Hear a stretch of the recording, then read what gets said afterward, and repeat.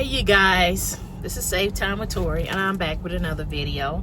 I actually just dropped one about less than an hour ago, but I just thought I'd drop another one since I've been MIA for a couple of days. But this video topic, we're going to talk about dating a newly, I guess you want to call it, separated man. Like, he hasn't fully divorced yet. He's still like waiting in the willows, or a newly single man, whatever you want to call it. A man that's still legally married, but obviously, you know, he's not with his wife at this point in time. They're, air quotes, separated. But I suggest you not do that, because it's like opening up a can of worms. Like, this man hasn't even healed yet, basically. So you're trying to jump in the middle of chaos. It's just, it's never a good idea. Because obviously he could still be in love with his wife. You know, the shit just happened. So, like, you know, it might be a couple months, give or take, but like, the shit is still fresh. The wound is still fresh. Ain't nothing healed. Ain't nothing like been resolved. Quite frankly, the marriage is still the marriage. Like, nobody's like, the judge hasn't banged his gavel just yet. So, you know, basically, he can decide to go home at any time. Like, he could change his mind and decide he wants to renege on, you know, the decision that he made. And then, you know, here you are thinking that you have a chance, and you really don't. A lot of time they just be mad. Like, you got to get that shit at least, like, I say a year, honestly. If they ain't been separated for at least a year, and they ain't really been like going back and forth and linking up still and sleeping with each other, even though you're getting divorced and things like that. If he has, if he hasn't been separated for at least a year, 10 to 12 months, then the shit might not be for real. You know, they get mad, they stomp off, you know, talk shit, and then, you know, once they sit down and think about it and realize, you know, hey, you know, I really love this woman, or hey, you know, I don't think I want to let it go this easily. I want to, you know, fight one more time, give it one more try. Or, you know, maybe they realize that they were wrong, and, you know, and decide to drop their pride and ego and go back to, you know, go back home. And then meanwhile, you're over here thinking that, you know, this shit is over and you're the new, when it's really not over. And you were just basically a time slot to fill in the gap until he woke up and realized that, you know, he needs to go home to his wife type shit. But the point is, feelings don't go away that easily. That just kind of wraps this one up right here. You know, like, nobody can just hit an on-off switch on, you know, loving somebody. And, you know, especially you've been together for years, or you've been through hell and high water, ride or die. You know, you've been through so much, and then somebody just yanked the cord. And, like, it's kind of like a shock. And, you know, so basically, you know, they might still be in shock, you know, in disbelief. And so, you know, in their head, they're still thinking they're married, and they're still, you know, processing these thoughts. And meanwhile, hold up, y'all, I just saw some ratchet ass shit. I'm in the Walmart parking lot, but shit ain't adding up. But anyway, the point is, you know, a newly single man, you know, could basically reconcile with his wife. That's pretty much where I'm going with this. They can say anything they want to say. Oh, it's over, fuck that bitch, I don't care about her, she cheated on me, woo woo. He can say anything, literally. He can drag her through the mud and on through, and come back the next day and say the same shit. But, you know, deep down, you know, a lot of times people say stuff when they're angry, but they're not really, you know, about that life for real, for real. Like I said, they're in a confused state. They went from living with their wives, you know, waking up to their wives. She's cooking and cleaning, taking care of the kids. He sees her every single day, or damn near. And then, like I said, you just pull the cord, and then now it's like you're basically a fill-in, you know, like he's used to a woman being around. So since she's not around and they're on bad terms, and you're here eager, waiting, and willing, of course you're gonna be like the rebound chick to like basically smooth over the wounds and, you know, make it less, you know, bad to deal with, because he got free cookies. He got free cookies from you. So, you know what I'm saying, he can still get that. He still got the feminine touch and the feminine company because you're giving it to him. It might not be his wife, but you're still, you know what I'm saying, you know, offering free services, you know, and things like that. And so basically you're like the fill-in chick until he, like I said, processes things in his head and, you know, gets a better understanding of, you know, what's gonna happen if, you know, this shit actually happens, if the divorce actually finalizes. You know, am I okay with that? Am I, you know, do I think this is still a bad idea or not? But you know, if he's not all the way divorced yet, he has a lot to lose. Like, you know, whatever he brought into the marriage, whatever he, you know, obtained while in the marriage, you know, he has to be mentally ready to, you know, let this shit go and start over.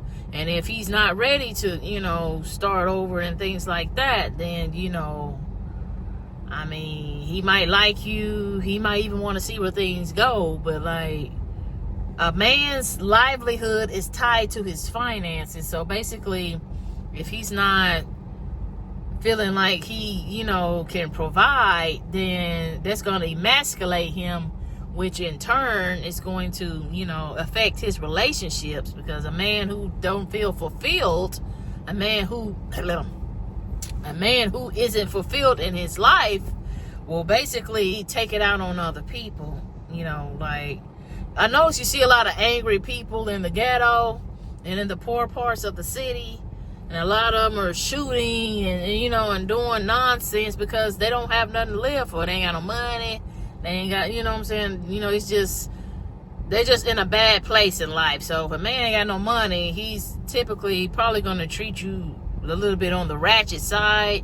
Eventually, he might start off, you know, love bombing, because they all do that, because you attract more bees with honey. So basically, you have to come in with your best foot forward. But, you know, after a while, you know, the mask slips off. And then once the mask slips off, they become, you know, their normal selves. And so basically, most men are not going to go all the way back down to ground zero when they built, you know, so much up. And, you know, you can't turn back the clock of time. You know, you're aging day by day. You might not see it, but you are. So basically, what I'm saying is that he has a lot to lose, and he might be in love with you, whatever, but like, his money's gonna come first. Men are logical, we're emotional. We'll drop everything for the one we love. Oh, I'll take a charge, I'm a ride or die. I'll do this for my man, I'll kill, steal, and destroy. And like, meanwhile, they ain't doing none of that. Like, they thinking logic, what's gonna happen to my kids if I go to jail? What's gonna happen if I die? Who's gonna go by mom's house to, you know, take out her trash? If I die, what happened? You know, they're thinking basically. And we're over here feeling too much. And so, you know, we're ready to, you know, risk it all. And they're really not risking little to nothing. Like, don't be that chick. But anyway, like I said, you have to be worth it for him to, you know, go all the way through with a divorce. Like, you have to be the girl, the dream girl. I've said this in a couple of videos. These are the caveats that I'm talking about. So basically, like, anything can happen. Like, some of my videos, I'll say, like, you know, don't do this because X, Y, and Z. But there's always, you know, an exception to the rule. But most of the time, you have to be the one or damn near close to it. Like, those are like the only way that you can bypass some of the things that I talk about. But if you're in the middle, or you're, shit is going up and down, then, I wouldn't, don't try this at home. But anyway, sometimes separation is really all they needed in the first place. You know what I'm saying? They might have broke up because maybe they've been in each other's face too long. They just need to breathe. They're just kind of getting sick of each other and their habits and their ways and things. They might just need to just fall back, and take a break a little while from each other. And then, I guess, get a chance to miss each other. And then once they realize, they can't live without each other, or they're a match made in heaven, or they're 20s, my twin flame, whatever you want to call it. But basically, whenever things have calmed down, the spirit has calmed down, the anger has calmed down, and they start to think a little bit more clearer, sometimes, the man ends up, going back to where the fuck, they came from. It was just too much of each other, basically what it was. Like, they was just doing too much. That's why I advise most women to stay mysterious and stay out of man's face.